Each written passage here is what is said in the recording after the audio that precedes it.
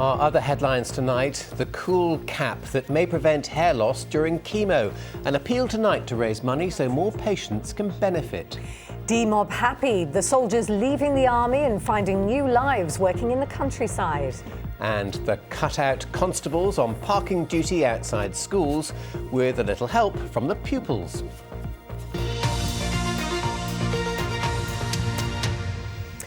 A very good evening. Heavy rain has caused disruption today, and there is more to come. With floodwater on some rail lines and roads, it's been a tricky day for those trying to get around some parts of Somerset and Wiltshire. This evening there are still several flood warnings in place, and all eyes are on another band of rain heading our way tomorrow.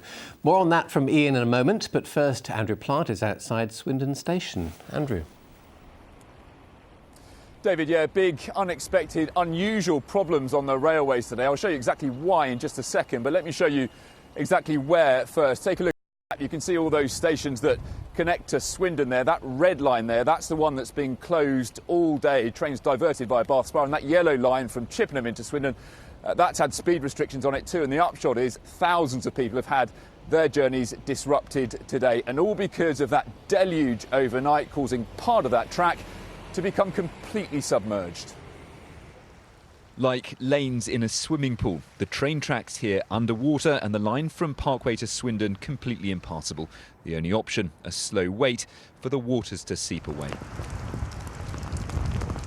This was Cirencester last night. Winds up to 60 miles an hour and 20 millimetres of rain, leading to swollen rivers and flood warnings across the West Country. Bradford and Avon being watched closely by the Environment Agency. The temporary flood barriers here today deployed for the very first time this year. In Kelston, this car was caught in 2 feet of water.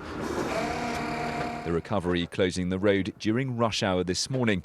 And in Keynsham, although the banks here regularly burst, the levels are unusually high. Some car owners taking their chances as the water laps round their tyres.